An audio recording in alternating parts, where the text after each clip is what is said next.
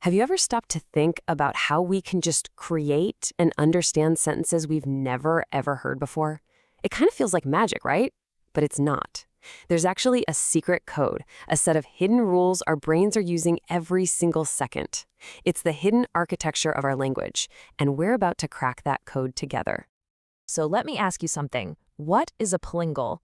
I know, you've never heard that word in your life, but I bet right now your brain is already making some pretty specific guesses about what it is and how it works. And you'd be right. Your brain just somehow knows you can have the plingle or two plingles. You instinctively get that it's a noun, it's a thing. So how on earth does our brain do that with a word that doesn't even exist? Well, here's the secret. The answer isn't in the word itself. It's all about the slot it fits into. This is the incredible power of grammatical structure, and that whole structure is built on a really simple but powerful idea called word classes. Now, instead of memorizing a bunch of complicated grammar rules, let's make this way simpler. Just think of every single word in a language as belonging to one of two big teams.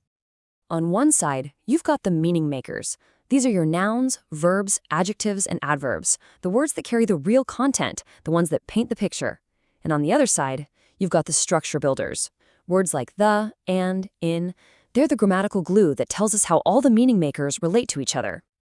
Okay, so let's start with the stars of the show, the meaning makers. These are the heavy hitters, the words that carry the core message of whatever it is we're trying to say. First up, nouns. We all learned this one in school, right? A person, place, or thing. You should think of them as the anchors of a sentence. They name the subjects and objects we're talking about, everything from dog to London to imagination. But here's the cool part. A noun isn't just a word, it's like a magnet. A simple noun like horses becomes the head of a whole phrase, and it attracts other words, modifiers, to build out a much richer picture, like the swift horses running in the pasture. See how that works? So, how do you actually spot a noun out in the wild? Well, there are a few simple tests you can run. Can you put a word like the or my in front of it? Can you make it plural by adding an s? Does it have a classic noun ending like tation or ness?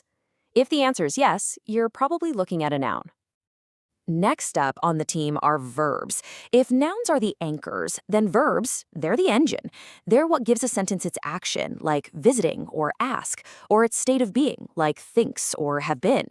Honestly, without a verb, a sentence is just stuck in park. It doesn't do anything. And a verb's real superpower is its flexibility. It's the only kind of word that actually changes its form to show time or tense. By adding endings like s, ing, or ed. If a word can do that, it's a verb. Simple as that. And finally, we've got the adjectives. These are the artists of the language. They're the words that add all the color, the detail, and the specifics. They're what turn a boring old car into a bright, shiny, new car. Want to spot an adjective? Try the comparison test. Can you make it older or the oldest? Can you pop more or most in front of it? If a word passes that test, or if it ends in something like able or full, it's almost definitely an adjective. Their cousins, adverbs, do a similar thing, but for verbs, telling us how something happened, like running quickly. All right, time to switch gears and meet the other team, the structure builders. Now, these guys are the unsung heroes of language. They don't have super flashy meanings, but let me tell you, without them, our sentences would just be a jumbled mess of words. Now here's the biggest difference between the two teams. We invent new meaning makers all the time. Think about words like to Google something or taking a selfie. But the structure builders, they're a closed club, a very small, exclusive club. The list of members almost never changes. Just take a look at prepositions. Words like in, on, and at that show relationships between things, there are only about 50 of them in the entire English language. That's it. It's a small set of tools that we just reuse over and over and over again. And it's the exact same story with pronouns. This little set of words, I, you, she, they, they're just stand-ins or shortcuts for nouns. And thank goodness for them, right? Otherwise, we'd have to say things like, Bill saw Harriet, and Bill asks Harriet if Harriet needed help.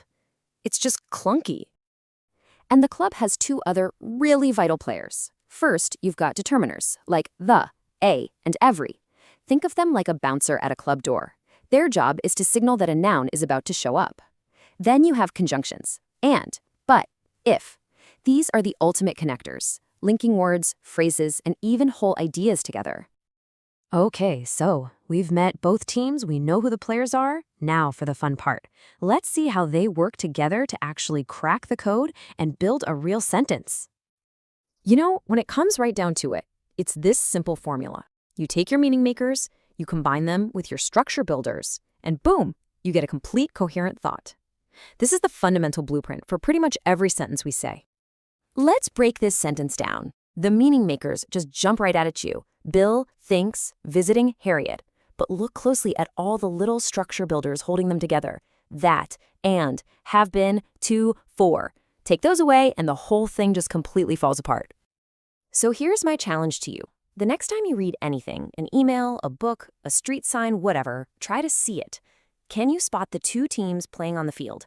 The meaning makers delivering the content, and the structure builders creating all the logic.